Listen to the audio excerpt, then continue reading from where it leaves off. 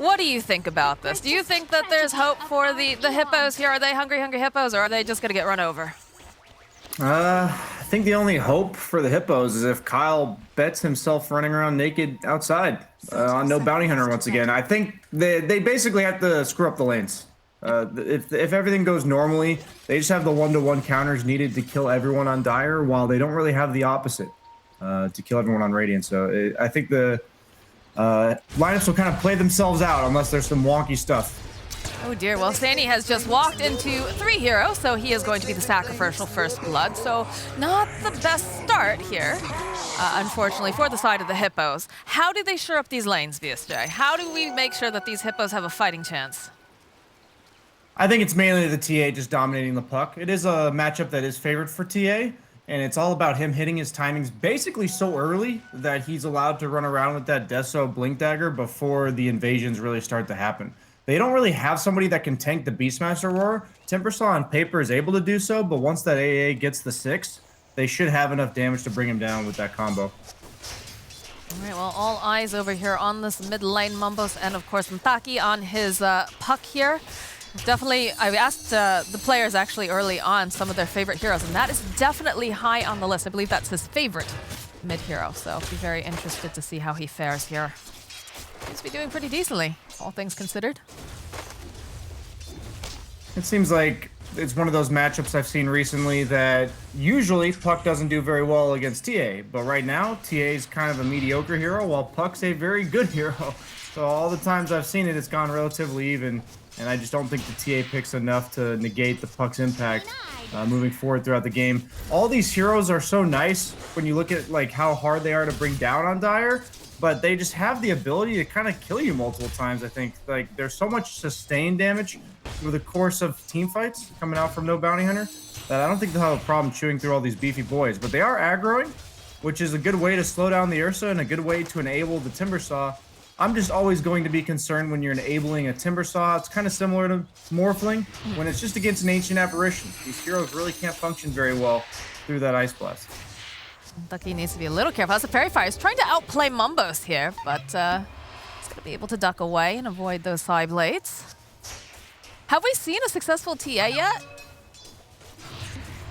I personally have not. I've seen it fail, I think, twice now. The farming mids just aren't that potent right now, it seems. Usually all the attention is on the carries. But bottom we are seeing a forced TP out.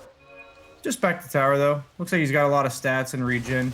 The lane's looking very good for Hippomaniacs bottom, as Ursa's only got 6 CS as it's shoved into the opponent tower. So Ursa's really not hitting creeps down here. Is that going to be enough, though? Are they going to be able to recover here? If they get this kill top... Ooh. Okay. The thing when I look at tri-lanes, or like aggro like this, it's all about what's happening in the other 2 lanes. So I see a 17-2 Puck to a 12-0 TA, and I see a Timbersaw that just died. Then just the reason why the solo lanes matter so much more is because they're getting solo experience. So even if this tri-lane Ursa is not doing the best, as long as his other cores do well, he'll have time to recover.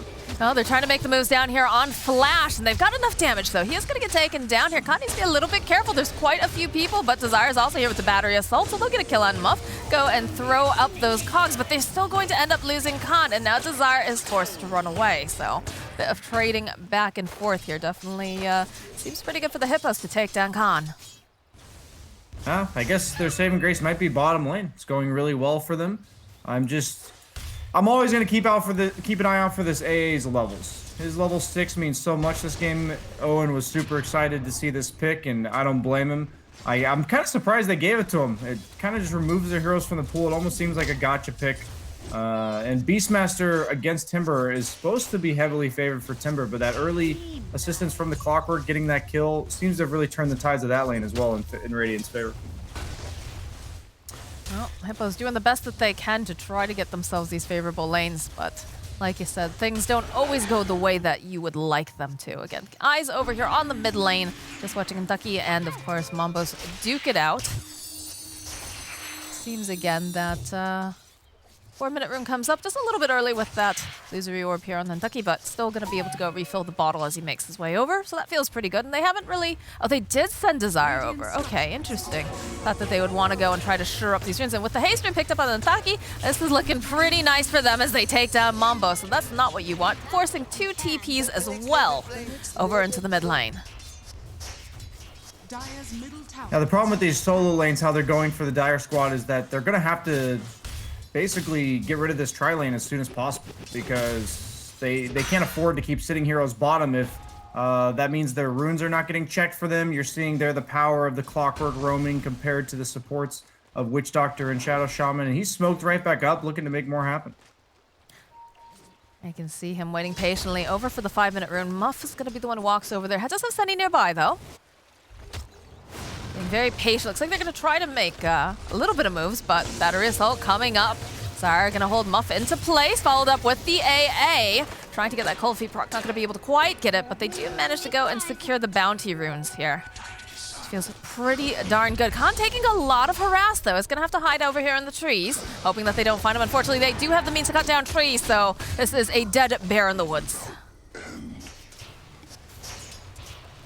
Yeah, if I'm Khan, I'm just going to look at the other lanes and reassure myself that, yeah, every time you play a game of Dota, at least one core has to have a rough start. If that's not the case, you're probably crushing. So we'll just assume he's pretty content with what's going on, at least if we minimize the feeds moving forward.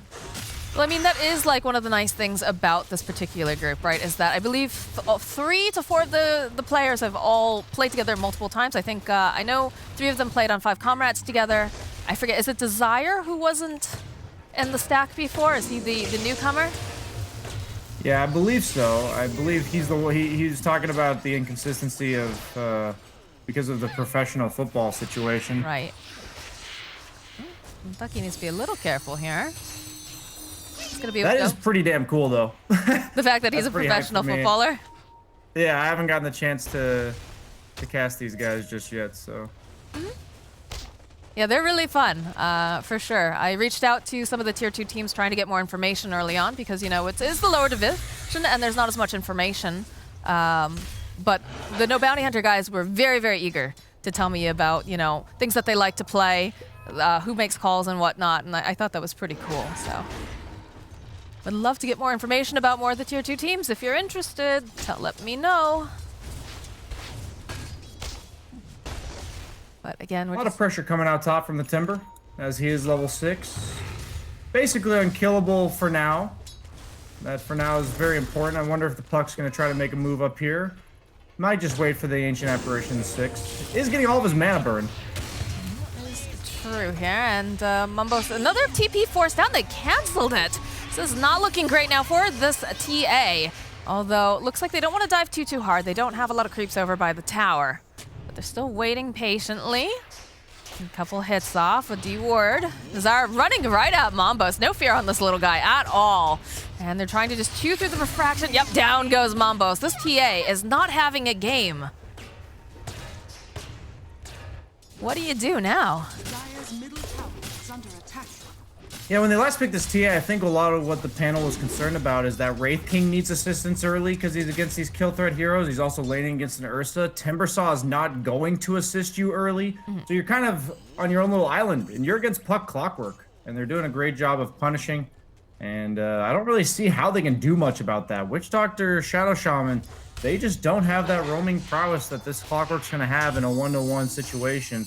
And this is allowing Indiki to get every single room, which is making this so much easier for him to do what he needs to do in the mid lane. Yeah, they really have not been able to do much of a rotation coming out from the supports on the side of Hippo. It feels almost like they put maybe too many eggs in one basket down here, trying to shut down Khan. And granted, it is doing pretty well, but it's causing the other lanes to suffer a bit. Although Desire over here, the shackles came out from Muff, but immediately get canceled over on the side. Senny will fall, and it looks like they're going to lose both of these supports here now. Yeah, look at that. Desire just running them down and throwing down the taunt. Desire is carrying the living hell out of this game. He single-handedly gave Blink, like, even though Blink still lost top lane, he made this a survivable lane for him in such a terrible matchup. He's single-handedly won mid for his Puck with the runes as well as the ganks. And now we're seeing Blink actually roar Timbersaw here. Is it going to be enough? They're trying really hard. They need to get over there a little bit faster, though. Looks like they just don't have that damage. Desire, though, of course, you know, doing clockwork things, hoping maybe he'll turn around, maybe he'll get greedy, but not really having that damage necessary. Just gonna be a thorn in his side at the very least. Needs to be careful that he doesn't just die here as well. Fairy Fire getting popped by Desire. Does have a couple of those raindrops, too. I like that pickup. But the pressure is on in the top lane for sure with that Beastmaster. That tower most likely not going to be there for very long. Although Khan needs to be a bit careful. The shackles come out from up, plus the malediction. Curry making his way over. Has the boys, has the stun. This is looking like it's gonna be a dead bear, but maybe he can take Sunny down with him before he goes down. It's not looking too great though. Needs a little bit more damage. Nope, there it is. He manages to go, takes down the Witch Doctor, and somehow this silly old bear is still alive and kicking. He's gonna try to run away here, maybe juke. Curry really wanting this, but he's not gonna be able to. Oh, at the last second, does manage to cancel the TP onto the high ground. He's got that vision. So now Khan is just taking a little tour of the Dire's base. He's gonna just die here to that tower. Spent enough time running around in circles. Yeah, I like Curry's idea there. I'm gonna stun him, and then I'm actually just gonna leave, because it's probably more inefficient for him to be in our base than it is for him to be dead, and he's chosen to take his own way out.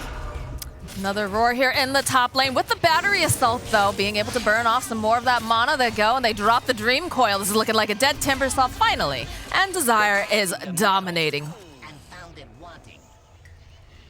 Yeah, once Beastmaster gets Necrobook, I think being able to occupy the lane against him is kind of just a myth these days. People like to pick the Tidehunters, the Timbersaws, heroes that can normally tank through all this summon's damage, but this early on, it's just too much, because you also have no mana.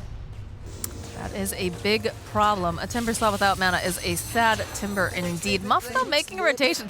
Wanted to try to go and grab Desire here, but unfortunately just doesn't have that range yet. Big ol' Ice Blast being tossed up here to the top lane. Oh god, he just TP'd in after respawning. Oh, he's gonna have to do the Walk of Shame if he dies here. Does have the Timber Chain, though, and they are going to rotate the... oh, they cancel out the TP. Oh, I don't know about that. I think... oof, yep, he's dead. Absolutely wrecked there. There are heroes in Dota that can operate from behind with a few deaths early, and Timbersaw is not one of them. Neither is TA, honestly. You get too many deaths on this hero, and she just falls apart. This feels very bad if you're a Hippos fan right now. #1 net worth on the charts, Puck. This hero can absolutely carry for like the first 25 to 30 minutes of the game. If it continues long enough, it can go even longer because of that phase shift attacks and that option for the talents. He is going for the Witchblade, already has it done at 12 minutes. That's going to chew through the refraction of the TA, going to give them that extra bit of burst damage through the Timbersaw and the Wraith King. I'm not liking what this game's looking like for Hippomaniacs. Oh, the hook shot coming in hot. Grabs two of them in the cogs with the Ice Blast. It's beautiful. Sunny falls, and this is not looking great for the TA, although she does manage to get the kill on Desire, but down she goes. Mumbo's no longer alive. Wraith King didn't have anything there. He's dead, and now Muff is going to fall as well. Blink's taking a lot of damage from those Serpent Wards, but in comes Peck. Not sure what he hopes to do here. Maybe just try to clear off the creep waves. But Ntaki is going to be able to go and just mess around with them, play a little bit with that silence, has Flash nearby. They're just going to toy with him a little bit. He might be dead. He's got the Witch's Blade damage coming out. Does indeed. Does have the teleport coming out, though, from Sunny. Malediction comes out as well. Silence. Ntaki finds it. This little Puck. What a sick TP. Oh, I thought died. He might be out. A little bit too cheeky, perhaps. Yeah, look at the smile. Like, ha, got him. But this does go back to the fact that, you know, he had a really rough laying stage, right? This Ursa was not allowed to really hit creeps, but it comes back to the idea of, hey, my lane's going to suffer, but I know that Ntaki's going to have a really good lane, and he's going to make that space. And isn't that kind of what we're seeing? Yeah, exactly. He's queued up the farming items, the phase boots into Battle Fury. He's kind of skimped out on all the small laning items as much as possible. So his timings just aren't going to be that delayed because now, yeah, his Battle Fury will be a bit late. But once he gets it, he'll be right back to normal. That's when the game starts getting even scarier. You can see the Curry doing the best he can. He is going to be going for that Radiance. Muff is going to take an Ice Blast to the face down here. Needs to be careful because they're hunting. Yeah, look at that hook shot right in from the side. He's too old for this. And Desire finds himself yet another kill. Yeah, light at the end of the tunnel for Hippomaniacs is this Radiance timing's pretty early for Wraith King, at least, all things considered, the fact that he was in a tri-lane. But the problem is, like, they just have too many heroes that need to farm and 2 supports that can't really do anything to help them, other than what we're seeing in the mid lane, where you just sit behind your cores trying to protect them. Sometimes that's the best you can hope for, but a couple of these bounces coming in. Desire taking a large chunk of damage, so he should tick down to that Maledict. Yeah, he's probably pretty... Yeah, down he goes, but over on the side, the roar comes out. Oh my god, Muff just absolutely explodes. He'll follow up with a 3-man Dream Coil, throw out the Illusory Orb, get that damage down. Mambos, he just got that Death Note, but he can't do anything with it. Witch Doctor's gonna be next to fall, and it's not looking great here for Tepek. He's slowed down, Blink chasing after him. It's a double kill.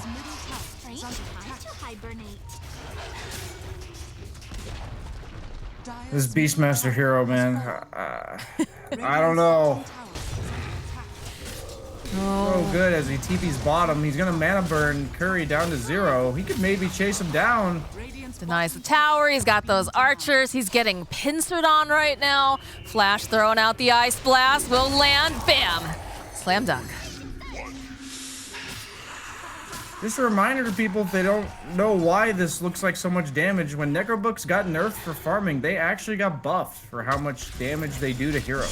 So with the Beastmaster Aura, those things absolutely shred, as he has a 15-minute Necrobook 3.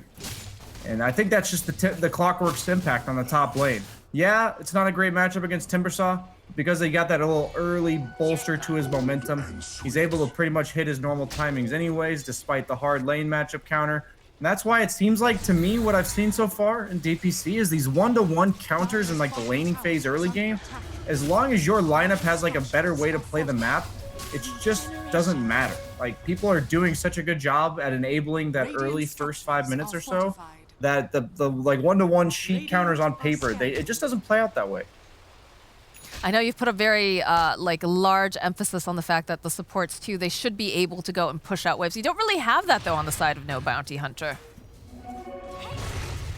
Yep, and everyone who shows up to Beastmaster's lane is going to get this treatment, pretty much. That's pretty much what's happening over on the side. They managed to take down Muff. They'll turn back around. That is the reincarnation now. They get the roar off though. Blink hitting all of his spells will go. They'll get a kill. He gets the experience for it. Curry now left alone with Ntucky. Is not looking great for him because Ntucky gets a triple kill and they'll turn back around. They have Dust for this TA. She's just going to get pushed back. She is being manhandled right now as Ntucky just clicks away and it's an ultra kill. I think you don't let Ntucky get this hero again, personally. Yeah, I've seen 2 games of it now, and I think I've seen 2 games too many, based on the performances he's had. I don't think in patches where a hero like Puck is so strong, if a player, like, he's level 25 Dota Plus on this hero, he's Platinum tier, or Master tier. You do not give this away in a patch like this. He does too much. Oh, Muff. Oh, no. You know what's coming. It's coming in hot here. Please. He turns around because he's hoping maybe he can at least put some damage down, get a spell up, and immediately the Waning Rift comes out, silences him. Sunny is told, go back to your home. You're not welcome here. As now, Tepek is the only one dancing around the stairs, the only one who can really be here. But it's still so dangerous for this Timbersaw. And then look, he's just playing with him. Oh, he went back in. Oh, no, Sunny. His life will let them know that they have a ward there. So that doctor, you know, it was his death was not for naught. I like the positivity, BSJ. Absolutely. Dream Coil will get used just on this Timber. He is taking so much damage. He needs to be so careful. Back Kentucky says, yeah, you know what? We're just going to make sure that you don't get out of this at all. They'll go grab Muffy, manages to go drop those Serpent Wards. So it looks like they're finally going to be able to get a kill, but they cannot get their hands on this Puck. He is way too slippery. And while this is going down, BSJ, look at that. Khan gets himself an Aegis of the Immortal. All the space in the world. He's recovered nicely. Now, second in terms of net worth from a very terrible laning stage.